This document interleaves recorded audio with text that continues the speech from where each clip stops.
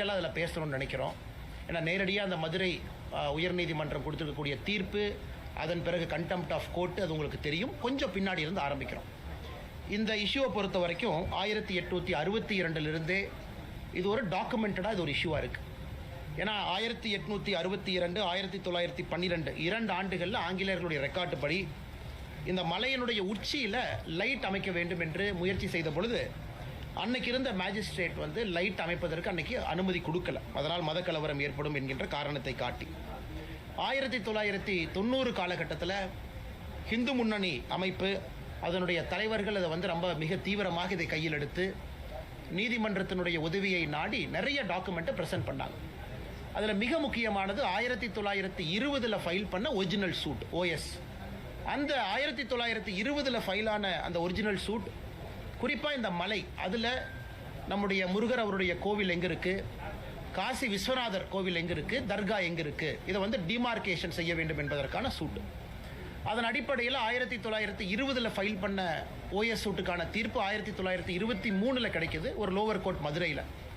அந்த தீர்ப்பு மிகச்சரியாக அந்த தீர்ப்பில் சொல்கிறாங்க, தர்கா எங்கே இருக்குது, இந்த நெல்லித்தோப்பு அப்படிங்கிற இடம் எங்கே இருக்குது, அங்கிருந்து தர்காவுக்கு கனெக்ட் பண்ணக்கூடிய படிக்கட்கள், இந்த 3 மட்டும்தான் இஸ்லாமிய நண்பர்கள் அவங்க கையில் இருக்கக்கூடிய விஷயம். ஒன்று மேலே மலை உச்சியில் அட் த டாப் இருக்கக்கூடிய தர்கா, சிக்கந்தர் தர்கா. அதற்கு நெல்லித்தோப்பு என்பது ஒரு சமப்பகுதி, இந்த மலைக்கு இடையில் இருக்கக்கூடிய சமப்பகுதி. அங்கே இறந்து போனவர்களுடைய சடலங்கள்லாம் இஸ்லாமிய மத அடிப்படையில், மரியாதை கலந்த அடிப்படையில் அங்கே வச்சிருக்கிறாங்க. அங்கிருந்து மேலே ஒரு கல்லை குடைந்து ஏறக்கூடிய படிக்கட்டு, இந்த 3 மட்டும்தான் இஸ்லாமியர் அவர்கள் கையில் இருக்கக்கூடியது. மிச்சது எல்லாமே இந்துக்களுக்கு சொந்தம், மலை முழுவதுமாக இந்துக்களுக்கு சொந்தம் அப்படிங்கிற தீர்ப்பு. அதை எதிர்த்து 1923 வந்த தீர்ப்பை எதிர்த்து மெட்ராஸ் ஹைகோர்ட் வர்றாங்க. 26 மெட்ராஸ் ஹைகோர்ட்டு இந்த மதுரை கீழே இருக்கக்கூடிய லோவர் கோர்ட் கொடுத்த தீர்ப்பை ஸ்டே பண்ணுறாங்க. அதன் பிறகு இந்தியாவினுடைய சுதந்திரத்திற்கு முன்பு உச்சபட்சமாக இருக்கக்கூடிய பிரிவி கவுன்சில் இன்னைக்கு சுப்ரீம் கோர்ட் மாதிரி பிரிவி கவுன்சிலுக்கு போகிறாங்க. 1930 காலகட்டத்தில் பிரிவி கவுன்சில் மதுரையில் கீழே இருக்கக்கூடிய நீதிமன்றம் கொடுத்த தீர்ப்பை ஊர்ஜிதம் செய்கிறாங்க. 1920 ஒரிஜினல் சூட், 1923 வந்த தீர்ப்பை ஊர்ஜிதம் செய்கிறாங்க. இந்த நெல்லித்தோப்பு என்கின்ற இடம் இஸ்லாமியத்துக்கு சொந்தமானது, மேலே இருக்கக்கூடிய தர்கா அது அவர்களுக்கு சொந்தமானது, மேலே ஏறக்கூடிய படிக்கட்கள் அவர்களுக்கு சொந்தமானது. மற்றபடி இந்த மலை முழுவதுமாக இந்து சமுதாயத்திற்கு, குறிப்பாக இந்த கோவிலுக்கு சொந்தமானது. அதன் பிறகு குவாரி எடுக்க வர்றாங்க. கோயில் நிர்வாகம் அப்ஜெக்ட் பண்ணி குவாரி விடல, கோயில் நிர்வாகம் அப்ஜெக்ட் பண்ணி மர வெட்டுறதுக்கு வந்து பர்மிஷன் கொடுக்கல. இது காலங்காலமாக 1940 50 60 70 காலகட்டத்தில் அங்கே இருக்கக்கூடிய கோவிலத்தினுடைய நிர்வாகம் அவங்க இடத்த பாதுகாத்துக்கிட்டே வர்றாங்க. ஸோ 1990 காலகட்டத்தில் ஹிந்து முன்னணி இங்கே தீபம் ஏற்ற வேண்டும் என்ற போராட்டத்தை எல்லாம் ஆரம்பித்து இதை வந்து மக்கள் மன்றத்தில் ஒரு பெரிய இஷ்யூவாக கொண்டு வர்றாங்க. இப்போ நாம் இதை நன்றாக புரிந்து கொள்ள வேண்டும். இன்னைக்கு நீதியரசர் திரு GR சுவாமிநாதன் அவர்கள் அவங்க ஒரு தீர்ப்பு கொடுத்துருக்குறாங்க. ஏன் அந்த தீர்ப்பு கொடுக்க வேண்டிய கட்டாயம் வந்துச்சு? ஏன்னா ஒரு டிவோட்டி, ஒரு ஹிந்து பக்தர், அவர் அங்கே இருக்கக்கூடிய எக்ஸிக்யூட்டிவ் ஆஃபீஸரை நோக்கி போகிறாங்க. அந்த ஈஓட்ட கேட்குறாங்க, 28/10/2025 ஒரு அந்த ஹிந்து டிவோட்டியாக இருக்கக்கூடிய ராம ரவிக்குமார் அவர்கள் இந்த மாதிரி தீபத்தை ஏற்ற வேண்டும். எங்கே ஏற்றணும்னா தீபத்தூணில் ஏற்ற வேண்டும். இத்தனை காலமாக உச்சி பிள்ளையார் கோவில் பக்கத்தில் ஏற்றுறாங்க அப்படின்னு 28/10/2025 ரெப்ரசன்டேஷன் கொடுக்குறாங்க எக்ஸிக்யூட்டிவ் ஆஃபீஸருக்கு.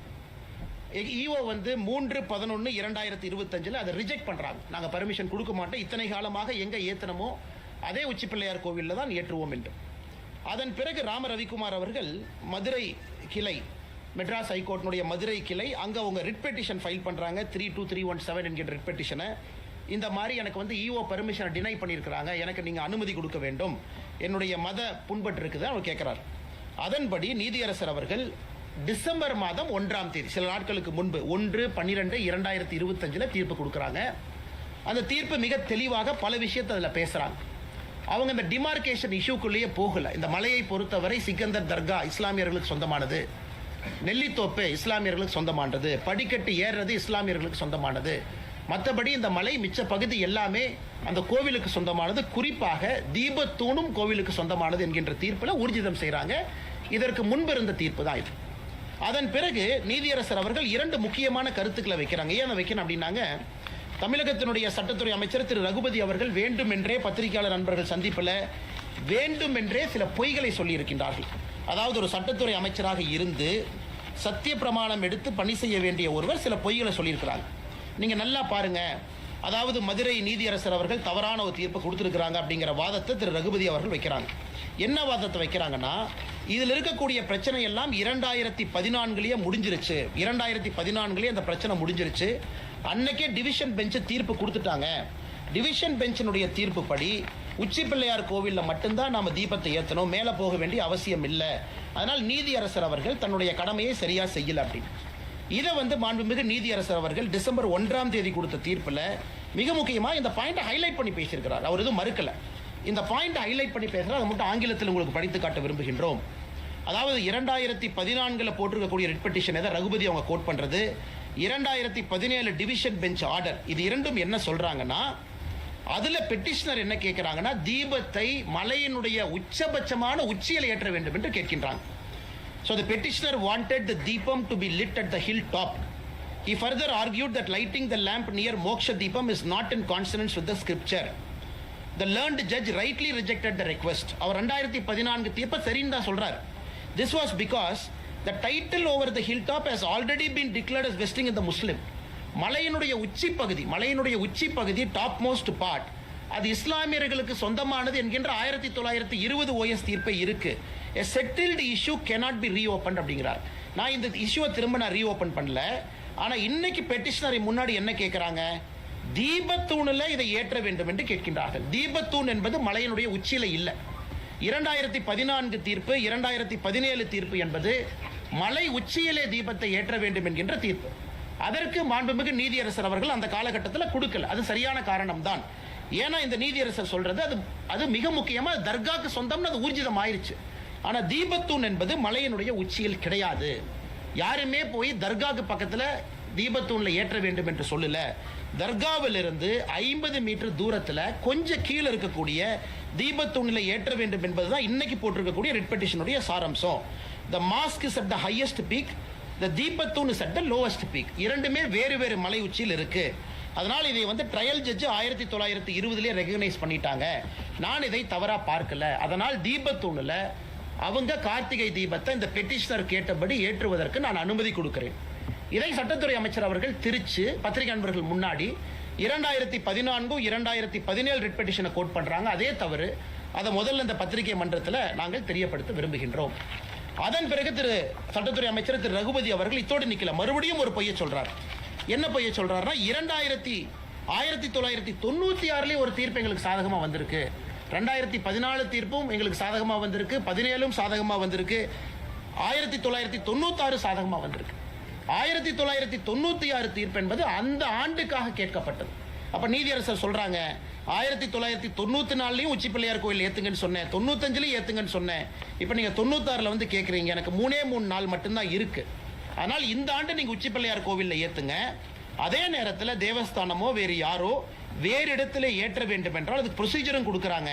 தர்காலிருந்து 15 மீட்டர் தள்ளி ஏத்துங்க அப்படின்னு. ஸோ 1996 தீர்ப்பை பொறுத்தவரையும் குழப்பமில்லை, 2014 குழப்பமில்லை, 2017 குழப்பமில்லை. இந்த மூன்றும் வேறு வேறு விஷயத்தை எடுத்து இன்னைக்கு ரகுபதி அவர்கள் ஒரு பொய்யை சொல்லி பத்திரிகை நண்பர்கள்ட்ட இன்னைக்கு நீதியரசர் அவர்கள் தவறான தீர்ப்பை கொடுத்திருப்பதா சொல்றாங்க. இதை முதல்ல உங்களுக்கு கிளாரிஃபை பண்ணணும். அந்த மலையை பொறுத்தவரை தீபத்தூண் என்பது மலையினுடைய உச்சியில கிடையாது. மலையினுடைய உச்சியில தர்கா இருக்கு, அதை யாரும் கூட வேண்டும் என்று கேட்கல, அது வேறு. தீபத்தூண் என்பது அந்த 2 மலையில் இருக்கக்கூடிய அந்த சிறிய மலையினுடைய உச்சியில தீபத்தூண் இருக்கு, அதைத்தான் என்று கேட்டிருக்கின்றார்கள். அதற்கு நீதியரசர் அவர்கள் அனுமதி கொடுத்திருக்கிறாங்க. இதோட அவங்க நிக்கல, நீதியரசர் அவர்கள் அனுமதி கொடுத்தாங்க. எப்ப அனுமதி கொடுத்தாங்க? 1/12/2025 கொடுக்கிறாங்க. ஸோ கார்த்திகை தீபம் 3ஆம் தேதி வருது. 2ஆம் தேதி கோவிலினுடைய ஈவோ ஒரு அப்பீல் போடுறார், ஒரு பேருக்கு ஒரு அப்பீல் போட்டு வைக்கிறார். இப்ப நியாயப்படி யாருக்காவது பிரச்சனை இருந்தால் தர்கா அவங்க அப்பீலுக்கு வந்திருக்கணும். இப்ப டிசம்பர் மாதம் 2ஆம் தேதி தர்கா அப்பீலுக்கு வர்றாங்கன்னா அது வேறு விஷயம். ஆனா கோவில் சொத்தை பாதுகாக்க வேண்டிய ஈவோ அப்பீல் பண்ண வேண்டிய அவசியம் என்ன? அந்த கோவிலினுடைய எக்ஸிகியூட்டிவ் ஆபீசர் அந்த கோவிலினுடைய சொத்தை பாதுகாக்கணும். தீபத்தூண் என்பது கோவிலினுடைய சொத்து என்பது ஊர்ஜிதம் ஆயிருச்சு 1920 வேறு வேறு காலகட்டத்தில். அப்படி இருக்கக்கூடிய ஈவோ அவர் எதுக்காக அப்பீல் போறாரு? இந்த நீதியை எதிர்த்து அப்பீலும் சரியா ஃபைல் பண்ணல. இதுல இருந்து தெளிவாக தெரிகிறது, அந்த எக்ஸிகியூட்டிவ் ஆபீசரை திராவிட முன்னேற்ற கழகத்தினுடைய அரசு தூண்டி விட்டு எக்ஸிகியூட்டிவ் ஆபீசர் அப்பீல் போக வைக்கிறாங்க. தர்கா இன்னைக்கு வந்திருக்கிறாங்க, வக்ஃப் போர்டும் தர்காவும் இன்னைக்கு வந்திருக்கிறாங்க, இதை எதிர்த்து அப்பீல் இன்னைக்கு வந்திருக்கிறாங்க. 2ஆம் தேதி ஈஓ அப்பீல் செய்ய வேண்டிய கட்டாயமே இல்லை. காரணம் ஈஓனுடைய முதல் கடமை கோவில் சொத்தையும் தீபத்தோனையும் ப்ரொடெக்ட் பண்ணும்.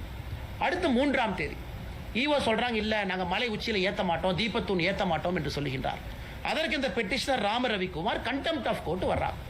5 மணிக்கு கண்டெம்ட் ஆஃப் கோர்ட் பெட்டிஷன் எடுக்கிறாங்க. கார்த்திகை தீபம் 6 மணிக்கு. அந்த பெட்டிஷன் வரும்போது தமிழ்நாடு அரசுடைய வழக்கறிஞர் சொல்றாங்க இல்ல 6 மணி வரைக்கும் பொறுங்க, 5 மணிக்கு எடுக்கிறீங்க. நீதியரசர் அவர்கள் 5 மணிக்கு எடுத்த கண்டெம்ட் ஆஃப் கோர்ட்டை 6:05 வரைக்கும் தள்ளி வைக்கிறார். 6:05க்கும் தீபம் ஏற்றப்படவில்லை என்கின்ற ஒரே காரணத்தினால தான் நேரடியா பெட்டிஷனருக்கு சொல்றாங்க நீங்க 10 பேரத்தோட மலை மேல ஏறலாம், உங்களுக்கு மதுரை உயர்நீதிமன்றத்தில் இருக்கக்கூடிய சிஐஎஸ்எஃப் பாதுகாப்பு இருக்கக்கூடிய சிஐஎஸ்எஃப் அதனுடைய கமாண்டன்ட் பாதுகாப்பு கொடுப்பாங்க. ஏன் சொல்றாங்க? 1ஆம் தேதி கொடுக்கப்பட்ட தீர்ப்பு நேரடியா கமிஷனருக்கு டைரக்ட் பண்றாங்க, போலீஸ் கமிஷனருக்கும் கலெக்டருக்கும். நீங்க இதை தீபத்தை ஏற்றுவதற்கு உறுதுணையா இருக்கணும். 1ஆம் தேதியும் கமிஷனர் நடவடிக்கை எடுக்கல, 2ஆம் தேதியும் கமிஷனர் நடவடிக்கை எடுக்கலனா மாநில அரசினுடைய காவல்துறை அதிகாரிகள் தன்னுடைய கடமையை சரியா செய்யல. அந்த கடமையை செய்யாத காரணத்தினாலதான் இது ஜுடிஷியல் ஓவர் ரீச் கிடையாது. திரு GR சாமிநாதன் அவர்கள் 3ஆம் தேதி 6:05 கொடுக்கக்கூடிய தீர்ப்புல கண்டெம்ட் ஆஃப் கோர்ட் பெட்டிஷன்ல மாநில அரசு கடமையை செய்யல, காவல்துறை கடமையை செய்யல, கலெக்டர் கடமையை செய்யல. அதனால் சிஐஎஸ்எஃப் நான் அனுப்புறேன், கமாண்டன்ட் நீங்க கூட போங்க, அந்த 10 பேர் தீபம் ஏற்றுவதற்கு அனுமதி கொடுக்க வேண்டும் என்று சொல்லுகின்றார். இதுல எதுவும் தவறாக இல்லை. இதை எதிர்த்து மறுபடியும் அங்க இருக்கக்கூடிய இரண்டு நீதிபதிகள் இருக்கக்கூடிய அமர்வு டிவிஷன் பெஞ்சுக்கு போறாங்க. எப்ப போறாங்க? அடுத்த நாள் அப்பீல் போறாங்க. இந்த பிரச்சனை எல்லாம் 3ஆம் தேதி இரவு நடக்குது. 4ஆம் தேதி காலையில் அப்பீலுக்கு போறாங்க. இந்த நீதியரசர் சிஐஎஸ்எஃப் விட்டது தப்பு, எப்படி அவங்க சிஐஎஸ்எஃப் அனுமதி கொடுக்கலாம், சட்டம் ஒழுங்கு என்பது மாநில அரசுடைய கட்டுப்பாட்டில் மட்டும்தான் இருக்கணும், எப்படி மத்திய அரசுக்கும் மாநில அரசுக்கும் கலவரத்தை ஏற்படுத்த முயற்சிக்கின்றார் என்று நீதியரசரின் மீது இவங்க பெட்டிஷனை போட்டிருக்கிறாங்க கோர்ட்ல. அதற்கு அந்த 2 நீதியரசர்கள் திரு ஜெயச்சந்திரன் அவர்கள் திரு KK ராமகிருஷ்ணன் அவர்கள் சொல்றாங்க இதுல எந்த தவறும் கிடையாது. 1ஆம் தேதி மாநில அரசுக்கு சொன்னாங்க, 1ஆம் தேதி காவல்துறை கமிஷனருக்கு சொன்னாங்க, 1ஆம் தேதி கலெக்டருக்கு சொன்னாங்க, யாருமே வேலை செய்யல. அதன் பிறகுதான் நீதியரசர் அவர்கள் 3ஆம் தேதி 6 மணிக்கு தீபம் ஏற்றப்படவில்லை என்கின்ற காரணத்திற்காக இந்த நீதியை கொடுத்திருக்கிறாங்க. அதனால சிஐஎஸ்எஃப் அனுப்ப வேண்டும் என்று அவர் சொல்லியது எந்த விதத்திலும் தவறில்லை. இது மிக முக்கியமானது. 3ஆம் தேதி ராம ரவிக்குமார் அவர்கள் அங்க இருக்கக்கூடிய நம்முடைய பாரதிய ஜனதா கட்சியினுடைய தலைவர்கள்லாம் போறாங்க தீபம் ஏற்றுவதற்கு உறுதுணையாக. அன்னைக்கு கலெக்டர் என்ன சொல்றாங்கன்னா, கமிஷனர் என்ன சொல்றாங்க, கலெக்டர் 144 சிஆர்பிசி 163 BNSS அந்த சட்டத்தின்படி போட்டிருக்கிறாங்க, அதனால் நீங்க யாருமே போக கூடாது அப்படின்னு காட்டுறாங்க. அதற்கு மரியாதை கொடுத்து சிஐஎஸ்எஃப் முன்னாடி போகல, அதற்கு மரியாதை கொடுத்து ராம ரவிக்குமார் உட்பட பெட்டிஷனர் யாரும் முன்னாடி போகல. 144 போட்டிருக்காங்க. இந்த 2 டிவிஷன் பெஞ்சில் நீதியரசர் அவர்கள் 4ஆம் தேதி 144 சிஆர்பிசி 163 BNSS போட்ட ஃபைலை வாங்கி படிக்கிறாங்க. அந்த ஃபைலில் என்ன இருக்கு? அந்த ஃபைலில் இவங்க போட்ட 144 சிஆர்பிசியே ஒரு ஃப்ராட் என்பது ஊர்ஜிதமாயிருக்கு. ஏன்னா நீதியரசர் அவங்க கேட்குறாங்க 144 சிஆர்பிசி எப்போ போட்டீங்க? 3ஆம் தேதி 6:05க்கு திரு சாமிநாதன் அவர்கள் சிஐஎஸ்எஃப் படையோடு மேலே செல்லலாம் என்று 6:05க்கு தீர்ப்பு கொடுக்குறாங்க. நீங்க 144 எப்போ போட்டீங்க? அதில் அந்த நீதியரசர் சொல்றாங்க the file contains loose sheet of papers containing past history of dispute. The order has been promulgated with effect from 6 PM on 3/12. அதில் சொல்றாரு thus it is very obvious section 163 BNSS order is passed prior to the judicial order or the records are manipulated after this court calls for original file. தவறு மீது மறுபடியும் ஒரு தவறு பண்றாங்க. அதாவது 6 மணியிலிருந்து 144 சிஆர்பிசி 163 BNSS போடுறன்னு 6 மணியிலிருந்து அந்த ஃபைல் இருக்கு. அப்ப அந்த ஆர்டர் அவங்க 4 மணிக்கு போட்டிருக்காங்க, ஆர்டர் 3 மணிக்கு போட்டிருக்காங்க, ஆர்டர் 2 மணிக்கு போட்டிருக்காங்க, ஃபைல்ல இல்ல. ஆனா நிச்சயமாக நீதியரசர் தீர்ப்பு கொடுத்த பிறகு போடப்படவில்லை. 6:05க்கு திரு சாமிநாதன் அவர்கள் கொடுத்த நீதியரசர் அவர்கள் கொடுத்த தீர்ப்புக்கு பிறகு 144 சிஆர்பிசி போடப்படவில்லை என்பது இந்த டிவிஷன் பெஞ்சில் இருக்கக்கூடிய 2 நீதியரசர் பெரிய வார்த்தையை பயன்படுத்துறாங்க. IAS IPS அதிகாரிகளுக்கு எதிராக the records are manipulated after the court calls for the original file. கோர்ட்ல வந்து ஒரிஜினல் ஃபைல் கொடுங்க என்று சொல்லிய பிறகு இந்த டாக்குமெண்ட்டை மேனிபுலேட் பண்ணி அரசு கொடுத்திருக்கிறாங்க. மறுபடியும் தவறு. அதன் பிறகு 4ஆம் தேதி நேற்று நம்முடைய பாரதிய ஜனதா கட்சியினுடைய மாநில தலைவர் திரு நயினார் நாகேந்திரன் அவர்கள், நம்முடைய மூத்த தலைவர் அண்ணன் H ராஜாஜி அவர்கள் அவங்க மறுபடியும் போறாங்க. ஏன்னா இந்த 2 ஜட்ஜ் இருக்கக்கூடிய டிவிஷன் பெஞ்ச் அமர்வுல அப்பீல டிஸ்மிஸ் பண்ணதுக்கு அப்புறம் 144 டிஸ்மிஸ் ஆகுது. அதன் பிறகு நாங்க தீபத்தை ஏத்துவோம் என்று போன பொழுது அதை இல்லீகலாக எந்தவித ஆர்டரும் இல்லாம தடுத்திருக்கிறாங்க. 144 நிலுவையில் இல்ல, அப்பீல் நிலுவையில் இல்ல, எங்கேயும் கூட நீதியரசர் திரு சாமிநாதன் அவங்க கொடுத்தது ஸ்டே இல்லை. எதுவுமே இல்லாதப்ப அங்க இருக்கக்கூடிய காவல்துறை அதிகாரிகள் தடுத்தது மட்டுமல்ல, மாநில தலைவர் அண்ணன் நயினார் நாகேந்திரன் அவர்கள் உட்பட, அண்ணன் ஹெச் ராஜா அவர்கள் உட்பட நம்முடைய தொண்டர்களை தலைவர்களை கைது பண்ணியிருக்காங்க. Which is an illegal arrest. அதுக்கு எந்த விதமான ஆதாரமும் கிடையாது, எந்த விதமான டாக்குமெண்ட் இல்லை. இந்த அளவுக்கு ஒரு ஆளுகின்ற திராவிட முன்னேற்ற கழகத்தினுடைய அரசு ஒரு நீதியரசர் கொடுத்திருக்கக்கூடிய தீர்ப்புக்கு எதிராக டைரக்ஷன் கொடுத்ததுக்கு அப்புறம் பணி செய்ய வேண்டிய பப்ளிக் சர்வெண்ட். அதனாலதான் commissioner of police is called public servant, collector is called public servant. Public சர்வெண்டாக இருக்கக்கூடிய 2 உயர் அதிகாரிகள் அவங்க அதை தடுத்து, அதன் பிறகு 4ஆம் தேதி நேற்று நடந்த கைது என்பது முழுவதும் இல்லீகல் கைதாக இதை மாற்றி 2 மதத்திற்கு இடையில மோதல் போக்கை கடைபிடித்திருக்கின்றார்கள். இது இன்னும் ஆச்சரியமா நீங்க பாத்தீங்கன்னா, திரு நீதியரசர் சுவாமிநாதன் அவங்க தீர்ப்புல இன்னும் பின்னாடி போறார். 2005 ஆர்டிஓ ஆபீஸ்ல நடந்த பீஸ் கமிட்டி மீட்டிங் நடந்தது. அந்த பீஸ் கமிட்டி மீட்டிங்ல 2 நபர்களும் பங்கேற்றாங்க. அதாவது டிசம்பர் 1ஆம் தேதி 2005 ஆர்டிஓ ஆபீஸ்ல திருப்பரங்குன்றம் கார்த்திகை தீபம் ஏற்றுவது சம்பந்தமாக சாயந்தரம் 6 மணிக்கு 13-12 நடக்குது. அதுல இஸ்லாமிய நண்பர்களும் இந்து சகோதரர்களும் பங்கேற்கிறாங்க. அதுல எங்களுக்கு தர்காலிருந்து 15 மீட்டர் தள்ளி நீங்க தீபத்தை ஏற்றிக் கொள்ளலாம் என்று இஸ்லாமிய நண்பர்கள் கையெழுத்து போட்ட டாக்குமெண்ட் இதுல இருக்கு. மிக தெளிவாக கையெழுத்து போட்டு கொடுத்திருக்கிறாங்க. 2005 தர்காலிருந்து 15 மீட்டர் தள்ளி நீங்க ஏத்திக்கலாம், எங்களுக்கு எந்த பிரச்சனையும் இல்லை. சோ பிரச்சனை இஸ்லாமியர்களுக்கு இல்ல, பிரச்சனை தர்காக்காரங்களுக்கு இல்ல. இன்னைக்கு 2005 இத கோர்ட்ல என்ன சொல்றாங்கன்னா, இன்னைக்கு இல்ல இத ஃபோர்ஸ் பண்ணி கையெழுத்து போட சொன்னாங்க, அதனால நாங்க ஃபோர்ஸ் பண்ணி ஆர்டிஓ ஆபீஸ்ல கையெழுத்து போட்டோம். 1996 இதே போல ஒரு அக்ரிமெண்ட் போடுறாங்க. அந்த அக்ரிமெண்ட்ல கூட இதே போல இஸ்லாமியர் அவர்கள் எங்களுக்கு அப்ஜெக்ஷன் இல்லை. இன்னைக்கு திராவிட முன்னேற்ற கழகத்தினுடைய அரசு சிக்கந்தர் மலைன்னு புதிய பேரை வைக்கிறாங்க, அதை ரசிக்கிறாங்க. சிக்கந்தர் மலைக்கு இவங்க பேரை வச்சுக்கிட்டு ராமநாதபுரத்தினுடைய எம்பி மேல போய் சிக்கன் பிரியாணி சாப்பிட்றாரு, அதை ரசிக்கிறாங்க. நெல்லித்தோப்புக்கு போய் நாங்க ஆடு வெட்டுவோம், கோழி வெட்டுவோம் சொல்றாங்க, அதை ரசிக்கிறாங்க. அதை எதிர்த்து எங்கேயுமே மாநில அரசு போகல. அதை எதிர்த்து டிவோட்டிஸ் போனாங்க. அதை எதிர்த்து இந்து மதத்தை நம்பிக்கையாக வழிபடக்கூடிய டிவோட்டி போறாங்க. எப்பங்க? அக்டோபர் 2025, 1 மாசத்துக்கு முன்னாடி அவங்க போய் கோர்ட்ல ஆர்டர் வாங்குறாங்க, நெல்லித்தோப்புல ஆடு கோழி வெட்டக்கூடாது. இன்னைக்கு இவ்வளவு ஆர்வமாக தர்காக்காரங்க செய்யற வேலையெல்லாம் கோவிலினுடைய எக்ஸிகியூட்டிவ் ஆபீசர் பண்றாரு இன்னைக்கு. ஆனா அன்னைக்கு நெல்லித்தோப்புல போய் ஆடு வெட்டலாம், கோழி வெட்டலாம், இவ அப்ஜெக்ட் பண்ணல, தமிழ்நாடு அரசு அப்ஜெக்ட் பண்ணல. சிக்கந்தர் மலைன்னு பேர் சொல்றாங்க, தமிழ்நாடு அரசு அப்ஜெக்ட் பண்ணல. அந்த எம்பி 100 பேர்த்து கூட்டு போய் சாப்பிட்றாரு, அப்ஜெக்ட் பண்ணல. அன்னைக்கு எங்கேயுமே அப்ஜெக்ட் பண்ணாதவங்க அன்னைக்கு அந்த நீதி அரசருடைய தீர்ப்பும் கூட அதையும் குறிப்பிட்டிருக்கிறார். மாநில அரசு அப்ஜெக்டே பண்ணல, 2 இந்து பக்தாதிகள் அப்ஜெக்ட் பண்ணதுக்காக இந்த தீர்ப்பு கிடைச்சிருக்கு. அப்படி இருக்கும் பொழுது ஒருதலை பட்சமாக தமிழகத்தில் இந்து மதத்தை நம்பக்கூடிய பக்தர்களுக்கு எதிராக மிக முக்கியமாக அப்பீஸ்மெண்ட் பாலிடிக்ஸ் உச்சபட்சமான ஒரு அரசியலை திராவிட முன்னேற்ற கழகத்தினுடைய அரசு செய்யறாங்க. என் கையில் இருக்கக்கூடிய லிஸ்ட் பாத்தீங்கன்னா, தமிழகத்தில் எங்கெல்லாம் இந்து கோவிலை இடிச்சாங்க, திராவிட முன்னேற்ற கழகம் ஆட்சிக்கு வந்த பிறகு இந்து கோயிலை இடிச்சது. இதுல நிறைய கோவை மாநகர் முத்தானம்மன் கோயில் இருந்து, வேத விநாயகர் டெம்பிள் மின்ட் ரோடு சென்னையில இருந்து, சூலூர் வாசுதேவர் டெம்பிள் இருந்து, தஞ்சாவூர் குபேர விநாயகர் டெம்பிள் இருந்து, கீழவாசல் பகுதி ஆதி மாரியம்மன் கோவில் இருந்து, அரியலூர் மாவட்டம் சனீஸ்வரன் பகவான் கோயில் மேட்டுப்பாளையம், திருவள்ளூர், பெரம்பூர், அது இருக்குதுங்க, லிஸ்ட் இருக்கு. 161 தாண்டிட்டாங்க. அதுல சில ரெக்கார்டை பாத்தீங்கன்னா கோர்ட் சொன்னாங்க இடிச்சோம். கோர்ட் எப்ப சொன்னாங்க? சாயந்தரம் தீர்ப்பு கொடுத்தாங்க. எப்ப இடிச்சிங்க? அடுத்த நாள் காலையில் 2 மணிக்கு. அப்ப கோர்ட் வேணுமா? அதாவது சில இந்து கோவிலை இடிக்கும் பொழுது கோர்ட் சொன்னாங்க நாங்க இடிச்சோம். அதுக்கு சில order by Madras high court citing encroachment, Madurai corporation high court direction, night கொடுத்தாங்கன்னா காலையில் 2 மணிக்கு இடிச்சாங்க. அன்னைக்கு கோர்ட் வேணும். ஏன்னா ஒரு கோவிலை இடின்னு கோர்ட் தீர்ப்பு கொடுத்ததுக்கு அப்புறம் காலையில் 2 மணிக்கு இடிச்சாங்க.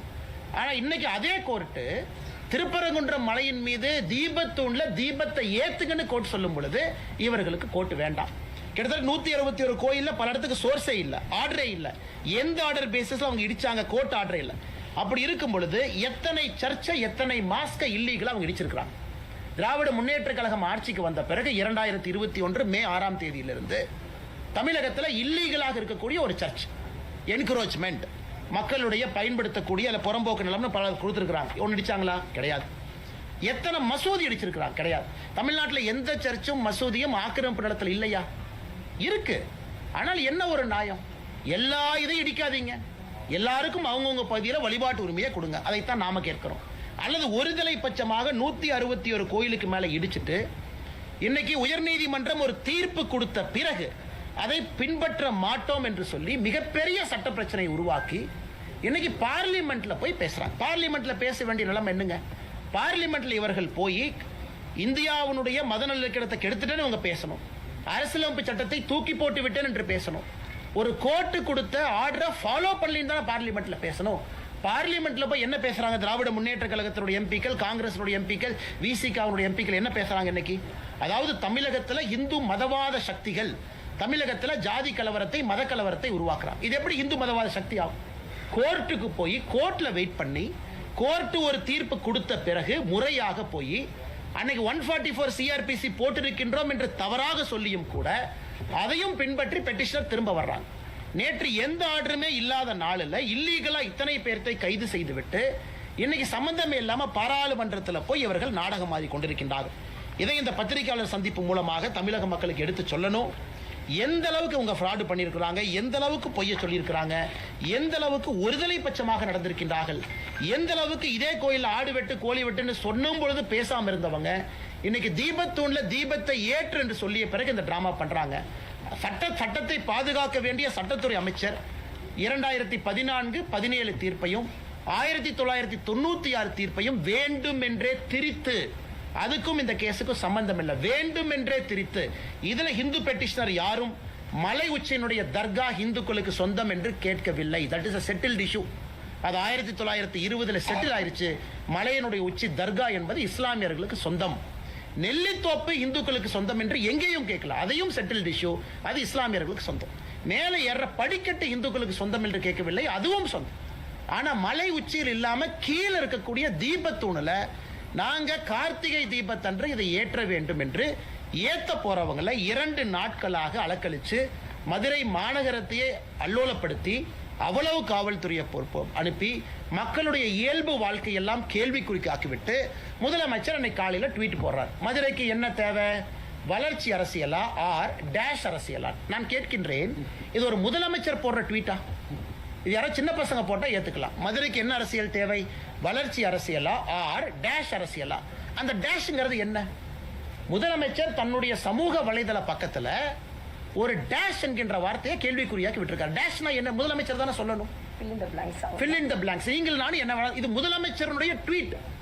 எந்த அளவுக்கு சிறுபிள்ளைத்தனமாக இவ்வளவு பிரச்சனையை செய்துவிட்டு முதலமைச்சர் அவர்கள் இதை போடுறாங்கன்னா உண்மையாலுமே இந்த முதலமைச்சர் அனைவருக்குமான முதலமைச்சரா?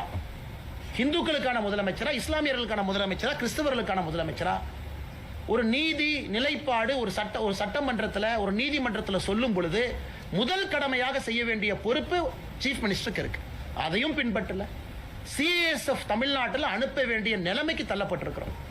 இது சம்பந்தமாக நேற்று தமிழக பாரதிய ஜனதா கட்சி சார்பாக நம்முடைய மாநில தலைவர் திரு நயினார் நாகேந்திரன் சார்பாக நம்முடைய உள்துறை அமைச்சர் அமித்ஷாஜி அவர்களுக்கு சம்பந்தமாக பிரீஃப் பண்ணியிருக்கிறோம். என்ன நடக்குது, என்ன பிரச்சனை இங்க இருக்கு, இவங்க எந்த அளவுக்கு தவறான ஒரு விஷயத்தை செஞ்சிருக்கிறாங்க, எந்த அளவுக்கு நீதிமன்ற அவமதிப்பில் இன்வால்வ் ஆயிருக்கிறாங்க. சிஎஸ்எஃப் அன்னைக்கு ஒருவேளை நான் போறேன்னு சொல்லியிருந்தா மாநில அரசனுடைய காவல்துறைக்கும் சிஎஸ்எஃப்க்கும் கைகலப்பு வந்து இந்திய அளவில் மிகப்பெரிய தலைகுடிவாக நம்ம மாநிலத்துக்கு ஏற்பட்டிருக்கும். அவங்க பின்னாடி போயிட்டாங்க. சரி 144 இருக்கா, நாங்க மதிக்கிறோம், பின்னாடி போயிட்டாங்க, அதனால பிரச்சனை இல்லை. ஆனா இன்னைக்கு நீதியரசர் சொல்லியிருக்காங்க அந்த 144 ஃப்ராடு. இவ்வளவு தவறுகளை செய்ய விட்டு இன்னைக்கு சுப்ரீம் கோர்ட்ல ஃபைல் பண்ணியிருக்கிறாங்க. பாருங்க, அபிஷேக் மனு சிங்கிவி அவங்க, விகாஸ் சேகல் அவங்க, இங்க ஒருத்தருக்கு ஃபீஸ் என்னங்க? 20 லட்சம், 30 லட்சம், 40 லட்சம் சிட்டிங் ஃபீ.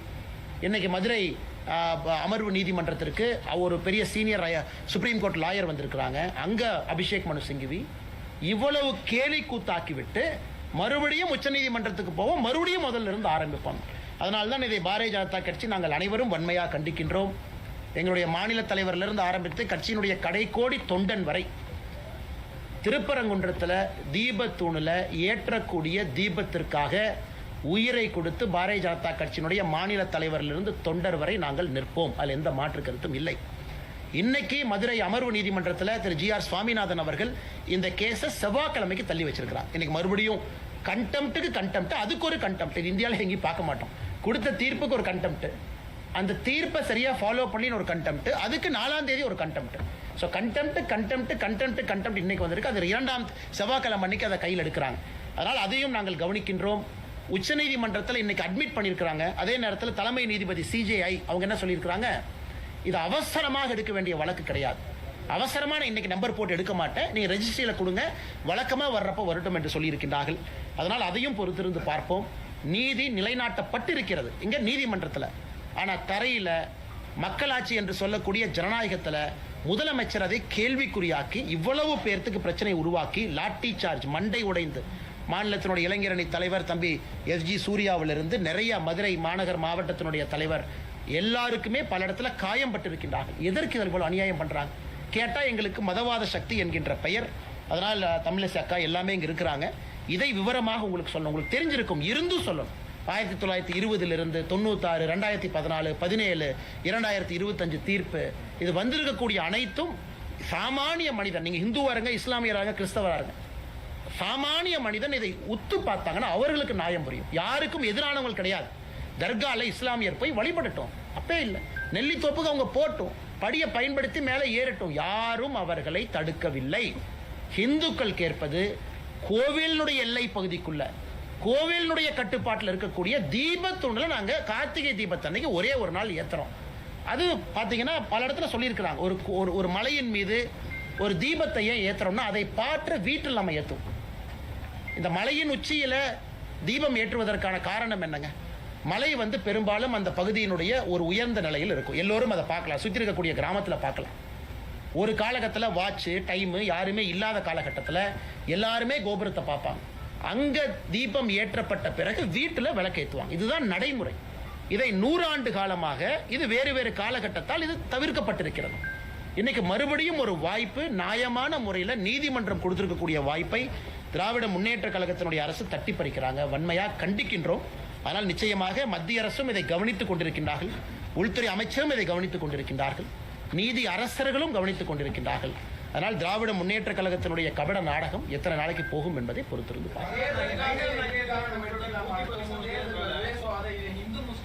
ஆனா நீங்க பாருங்க, இதுல திரு ராம ரவிக்குமார் அவர்களும் மொத்தம் 6 பெட்டிஷனர். முதல் பெட்டிஷனர் ராம ரவிக்குமார், அவரோட 5 பேர்.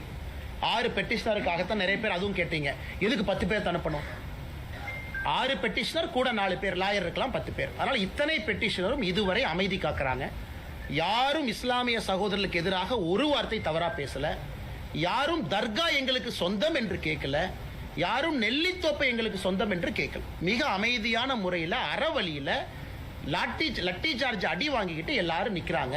எங்களுடைய உரிமையை நிலைநாட்டி கொடுத்திருக்கக்கூடிய நீதிமன்றம் சொல்லியிருப்பதை நாங்க செய்யறோம். அப்படி இருக்கும் பொழுது எங்க இவங்க மதக்கலவரத்தை ஏற்படுத்துறாங்க? பப்ளிக் ப்ராப்பர்ட்டியை சேதப்படுத்தினாங்களா? இத்தனை போலீஸ குவிக்கிறாங்க, ஆயிரக்கணக்கான போலீஸ மதுரையில் குவிக்கிறாங்க. எங்கேயாச்சும் ஒருத்தர் இந்த பெட்டிஷனர் கூட வந்தவங்க பாரதிய ஜனதா கட்சியினுடைய தொண்டர்கள், இந்து முன்னணியினுடைய தொண்டர்கள், எங்கேயாச்சும் ஒரு பப்ளிக் ப்ராப்பர்ட்டி, ஒரு கார் கண்ணாடி உடைச்சோம், ஒரு பப்ளிக் டிரான்ஸ்போர்ட்டை உடைச்சோம்? இன்னைக்கு கலவரத்தை செய்வது யார்? மதுரை மாநகரத்தினுடைய காவல்துறை. எவ்வளவு பேரிகேட் போடுறாங்க? ஆயிரக்கணக்கான பேரிகேட். கலவரத்தை ஏற்படுத்துறது அவங்க. எங்கேயும் ஒண்ணு உடையல, இவங்க போய் யாரையும் தாக்கல, எந்த பொது சொத்துக்கும் சேதத்தை ஏற்படுத்தல. அப்படி இருக்கும் பொழுது எப்படி மத கலவரம் ஆன்டிசிபேட் பண்றாங்க? இது மட்டும் இல்லப்பா, ஒரே நாள் தீபம் ஏற்றுறது மாத்திரம் மத கலவரம் வந்துருமான்னு ஜட்ஜி கேட்டிருக்காங்க. ஜட்ஜி பாருங்க, ஒரே நாள் 3ஆம் தேதி டிசம்பர், அக்கா சொல்றாங்க டிசம்பர் 3ஆம் தேதி 6 மணிக்கு தீபத்தை ஏற்றிட்டு வந்துடுறாங்க. அதன் பிறகு 4ஆம் தேதி போறதில்ல, 5ஆம் தேதி போறதில்ல, அடுத்த தீபத்துக்கு போவாங்க. அப்படி இருக்கும் பொழுது எப்படி அதனால் மத கலவரம் ஏற்படும்? அதுவும் நீதியரசர் இன்னும் ஒரு படி போறாரு. இங்க பாருங்க, கோவிலுடைய சொத்தை பாதுகாங்கிறார். இந்த தீபத்தூணே கோவிலுடைய சொத்து. நீங்க தீபத்தை ஏத்தினா தானே அதை பாதுகாக்க முடியும். அதனால தயவு செய்து தீபத்தை ஏத்துங்கன்னு சொல்றாங்க. விசித்திரம், நம்முடைய தலைவர்கள் சொன்னது போல, அக்கா சொன்னது போல, தர்காவினுடைய அதிகாரிகள் போய் அப்பீல் பண்ணல, கோவிலுடைய ஈஓ போய் அப்பீல் பண்றாங்க. இதை விட வெக்க நம்ம எங்கேயாச்சும் பார்த்திருக்கிறோமா?